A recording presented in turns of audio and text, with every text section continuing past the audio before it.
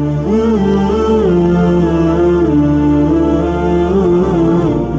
اللہ الرحمن الرحیم۔ شروع اللہ کے نام سے جو بڑا مہربان نہایت رحم کرنے والا ہے۔ السلام علیکم ناظرین، welcome to my YouTube channel Hadia Voice کے ساتھ۔ پیارے دوستو، مصر کے ایک وسیع و عریض میدان میں اس دن حق و باطل کے درمیان ایک عظیم مقابلہ ہونے کو تھا۔ بادشاہ کے سامنے بائیں جانب ملک بھر سے جمع کیے گئے اپنے وقت کے بڑے بڑے جادوگر فرش نشین تھے، جبکہ دائیں جانب اللہ تبارک تعالیٰ کے نبی حضرت موسیٰ کلیم اللہ علیہ السلام اور ان کے بھائی حضرت ہارون علیہ السلام تشریف فرما تھے۔ بادشاہ کے اشارے پر مقابلہ شروع ہوا۔ حضرت موسیٰ علیہ السلام کی دعوت پر جادوگروں نے اپنی لاٹھیاں اور رسیاں زمین پر ڈالی تو وہ پل بھر میں سانپوں کا روپ دھار کر درمیان میں دوڑنے لگے۔ پورا میدان خطرناک سانپوں سے بھر چکا تھا۔ مجمع میں ہیبت طاری ہوگی۔ فرعون اور اس کے درباریوں کے قہقہے فضا میں گونجنے لگے۔ حضرت موسیٰ علیہ السلام نے فرعون کی جانب دیکھا۔ یہی وہ لمحہ تھا کہ جب جبرائیل امین علیہ السلام نے اللہ تبارک تعالیٰ کا پیغام پہنچایا کہ ہم نے موسیٰ کو حکم دیا کہ اپنا عصا زمین پر ڈال۔ وہ زمین پر گرتے ہی سب سے بڑا اسلحہ بن کر جادوگروں کے سانپوں کو نگلنے لگا۔ حق ظاہر ہو چکا تھا، چنانچہ وہ جادوگر سجدے میں گر کر حضرت موسیٰ علیہ السلام اور حضرت ہارون علیہ السلام کے اللہ تبارک تعالیٰ پر ایمان لائے۔ بادشاہ نے ان سب کو جو حضرت موسیٰ علیہ السلام پر ایمان لائے ہاتھ پاؤں کٹوا کر سولی پر لٹکوا دیا۔ حضرت عبداللہ بن عباس رضی اللہ تعالیٰ عنہ اور حضرت عبید عمر رضی اللہ تعالیٰ عنہ نے فرمایا کہ اللہ تبارک تعالیٰ کا کتنا بڑا کرشمہ ہے کہ دن شروع ہوا تو یہ کافر جادوگر تھے اور دن ڈلتے ہی اولیاء اللہ اور شہداء کے عظیم منصب پر فائز ہو گئے۔ مقابلے سے پہلے میدان میں حضرت موسیٰ علیہ السلام اور حضرت ہارون علیہ السلام کے علاوہ کوئی مسلمان نہیں تھا، لیکن جادوگروں کے ایمان لانے کے بعد 6 لاکھ افراد مسلمان ہو گئے اور یہ ایک بڑی طاقت بن گئی۔ اس واقعے کے بعد حضرت موسیٰ علیہ السلام 20 سال تک مصر میں رہے اور نہایت صبر و استقامت کے ساتھ تبلیغ دین کا کام کرتے رہے۔ اللہ تبارک تعالیٰ نے حضرت موسیٰ علیہ السلام کو 9 معجزات سے سرفراز فرمایا تھا۔ ارشاد باری تعالیٰ ہے کہ اور ہم نے موسیٰ کو 9 معجزے عطا فرمائے۔ ہونا تو یہ چاہیے تھا کہ ان معجزات کو دیکھ کر فرعون اور اس کی قوم راہ راست پر آ جائے، لیکن تکبر کے نشے میں چور فرعون اور ان کے ساتھیوں کے ظلم میں اضافہ ہوتا چلا گیا۔ اپنی قوم کی یہ حالت دیکھ کر حضرت موسیٰ علیہ السلام نے قوم سے فرمایا، اے میری قوم، تم فکر نہ کرو، اللہ تبارک تعالیٰ بہت جلد تمہارے دشمنوں کو ہلاک کر دے گا اور بجائے ان کے تمہیں اس سرزمین کا خلیفہ بنا دے گا۔ چنانچہ اللہ تبارک تعالیٰ نے اپنے نبی علیہ السلام کو اس وعدے کے بعد قوم فرعون پر لگاتار 5 قسم کے عذاب دے کر فرمایا۔ ارشاد باری تعالیٰ ہے کہ پھر ہم نے اس پر طوفان بھیجا اور ٹڈیاں اور گن کا کیڑا اور مینڈک اور خون۔ حضرت عبداللہ بن عباس کی روایت ہے کہ ان میں سے ہر عذاب قوم فرعون پر 7 روز تک مسلط رہا ہے۔ ہفتے کے آغاز سے شروع ہو کر دوسرے ہفتے تک جاری رہا، پھر 3 ہفتے کی مہلت کے بعد دوسرا عذاب شروع ہو جاتا۔ سب سے پہلا عذاب قحط اور اشیاء کی کامیابی اور گرانی کا عذاب۔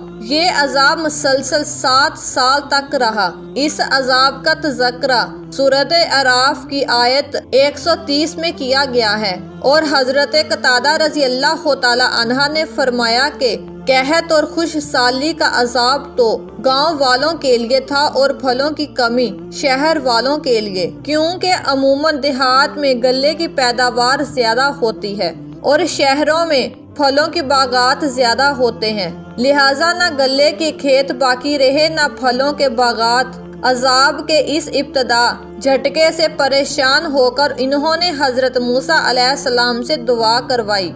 دعا قبول ہونے کے بعد جب قحط رفع ہو گیا تو پھر دوبارہ اپنی سرکشی میں مبتلا ہو گئے اور کہنے لگے کہ یہ کہے تو موسیٰ علیہ السلام اور ان کی ساتھیوں کی نحوست کے سبب آیا تھا۔ اس کے بعد اللہ تبارک تعالیٰ نے ان پر سخت ترین عذاب کا فیصلہ کر لیا۔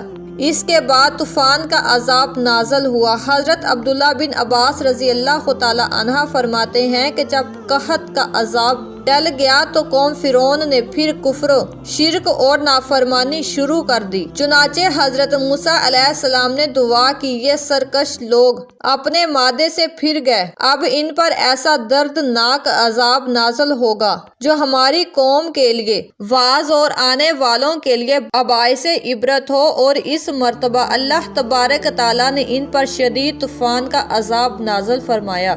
اس خوفناک طوفان سے قوم فرعون کے گھر بار اور کھیت کھلیان تباہ و برباد ہو گئے، جبکہ حضرت موسیٰ علیہ السلام کی قوم کے مکانات کو زمینیں محفوظ رہی۔ اس طوفان سے گھبرا کر وہ لوگ حضرت موسیٰ علیہ السلام کی خدمت میں حاضر ہوئے اور التجا کی کہ اے موسیٰ، اپنے اللہ تبارک تعالیٰ سے دعا کیجیے کہ یہ عذاب ہم سے دور فرما دیں، کہ ہم وعدہ کرتے ہیں کہ ہم ایمان بھی لے آئیں گے اور آپ کی قوم بنی اسرائیل پر لگائی گئی سب پابندیاں بھی ختم کر دیں گے۔ حضرت موسیٰ علیہ السلام نے اللہ تبارک تعالیٰ سے دعا فرمائی تو اللہ تبارک تعالیٰ نے عذاب ٹال دیا اور ان کے کھیت کھلیان کو پہلے سے زیادہ ہرا بھرا کر دیا۔ یہ دیکھ کر قوم فرعون نے کہنا شروع کر دیا کہ یہ کوئی عذاب نہیں تھا بلکہ سیلاب کی شکل میں موسلا دھار بارشیں تو ہمارے فائدے کے لیے تھی، جن کی وجہ سے ہماری زمینوں پر پیداوار میں کئی گنا اضافہ ہو گیا ہے۔ اس طرح اس بار پھر انہوں نے حضرت موسیٰ علیہ السلام سے کیے گئے عہد و پیمان کو نظر انداز کر دیا اور کفر اور سرکشی کی روش پر قائم رہے۔ اس کے بعد ٹڈیوں کا عذاب آیا۔ ٹڈی دل کا حملہ لہلہاتی فصلوں کو دیکھتے ہی دیکھتے تباہ کر دیتا ہے۔ اللہ تبارک تعالیٰ نے طوفان کے عذاب کے ٹل جانے کے بعد اس بدبخت کو ہم کو پورے 1 ماہ کی مہلت دی کہ یہ حضرت موسیٰ علیہ السلام کے وعظ و نصیحت پر غور و فکر کریں، لیکن ان کی بدعلامتی روز بروز بڑھتی چلی جا رہی تھی۔ چنانچہ اللہ تبارک تعالیٰ نے ان پر ٹڈیوں کو مسلط فرما دیا۔ ٹڈیاں نہ صرف ان کے کھیتوں کو اور باغات کو چٹ کر گئی بلکہ گھروں کے اندر اور باہر لکڑیوں سے بنی ہر چیز کھا گئی۔ اس عذاب کے بعد حضرت موسیٰ علیہ السلام کا معجزہ ایک بار پھر سامنے تھا۔ ان پر ٹڈیوں نے صرف قوم فرعون کو تباہ و برباد کیا، جبکہ قوم موسیٰ علیہ السلام یعنی بنی اسرائیل کے مکانات، کھیت کھلیان اور باغات بالکل محفوظ رہے۔ فرعون کے لوگ روتے پیٹتے حضرت موسیٰ علیہ السلام کے پاس آئے اور التجا کی کہ آپ اپنے رب سے دعا فرمائیں کہ وہ یہ عذاب واپس لے لے، کہ ہم پکا وعدہ کرتے ہیں کہ ہم ایمان بھی لے آئیں گے اور بنی اسرائیل کو آزاد بھی کر دیں گے۔ حضرت موسیٰ علیہ السلام نے اللہ تبارک تعالیٰ سے دعا فرمائی اور اللہ تبارک تعالیٰ نے دعا قبول فرما لی اور عذاب ٹل گیا۔ اللہ تبارک تعالیٰ نے انہیں پھر 1 ماہ کی مہلت دی کہ وہ غور و فکر کر لیں، لیکن وہ لوگ اپنی پرانی روش پر قائم ہی رہے، ایمان نہ لائے اور نہ ہی بنی اسرائیل کو آزاد کیا۔ اس کے بعد کیڑے مکوڑوں کا عذاب آیا۔ کمل بالوں اور کپڑوں میں پیدا ہونے والی جوں اور گن کے کیڑوں کو بھی کہتے ہیں۔ یہ عذاب ممکن ہے کہ دونوں قسموں کے کپڑوں پر مشتمل ہو،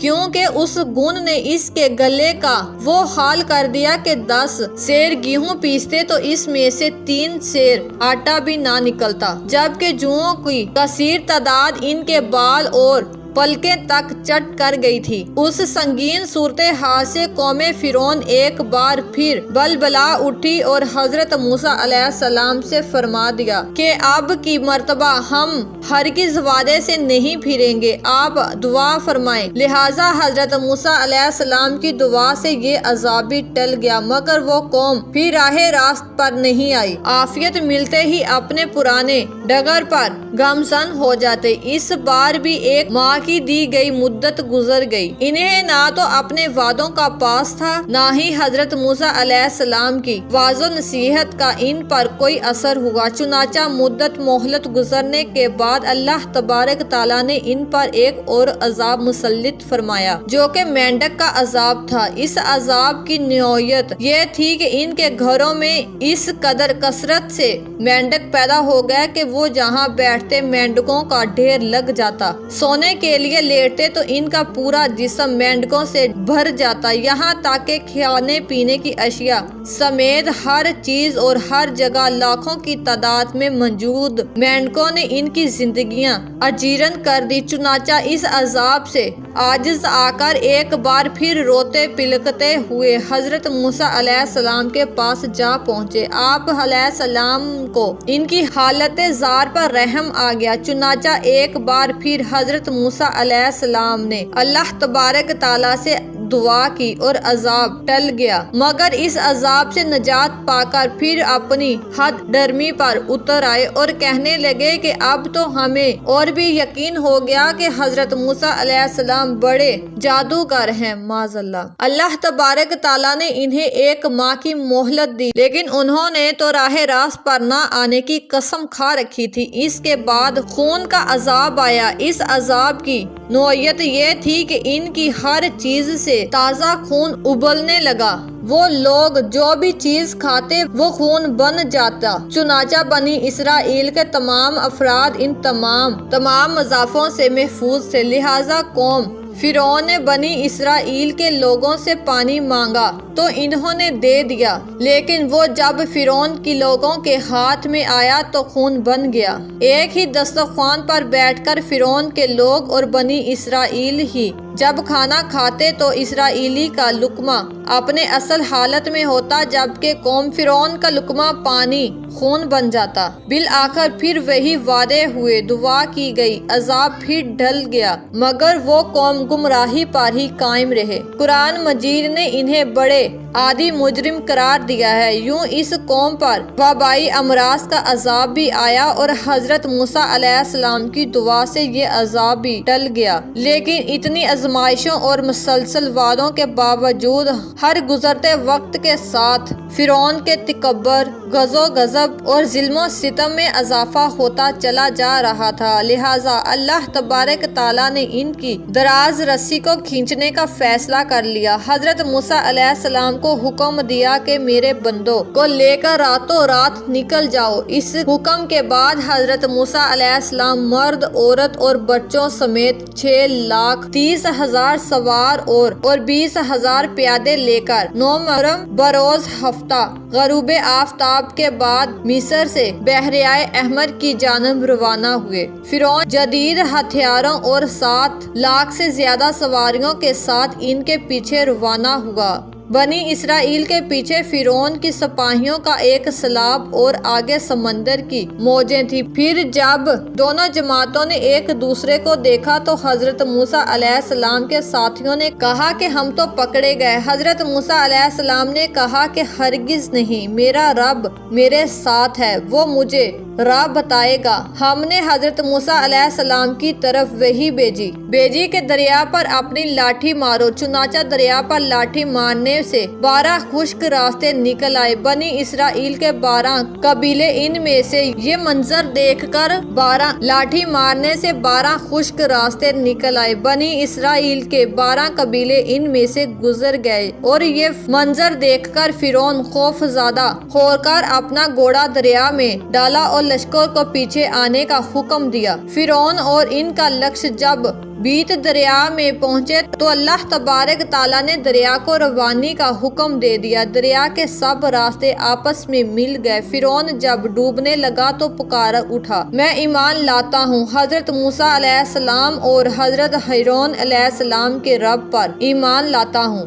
اس کے سوا کوئی اور معبود نہیں اور میں فرما برداروں میں سے ہوں۔ جواب لا کہ میں فرما برداروں میں سے ہوں۔ جواب ملا کہ اب ایمان لاتے ہو، حالانکہ کے پہلے نافرمانی کرتا رہا اور فساد پھیلاتا رہا تو تم آج تیری لاش کو پانی سے نکال لیں گے تاکہ تم ان کے لیے نشان عبرت ہو جو تیرے بعد ہے، اور بہت سے لوگ ہماری نشانیوں سے بے خبر ہیں۔ آج بھی فرعون کی لاش عبرت کا نشان بنی مصر کے عجائب خانے میں محفوظ ہے۔ قوم فرعون پر نازل کیے گئے یہ عذاب امت مسلم پر نہ صرف باعث عبرت ہے بلکہ غور و فکر کی دعوت بھی دیتے ہیں۔ 58 مسلم ممالک اور 2.5 ارب مسلمان جن حالات کا شکار ہیں وہ اللہ تبارک تعالیٰ کی ناراضگی ہی کی وجہ سے ہم نمازیں پڑھتے ہیں، حج عمرے ادا کرتے ہیں، قرآن پاک پڑھتے ہیں، لیکن سود کو برا نہیں سمجھتے، رشوت کی لین دین کو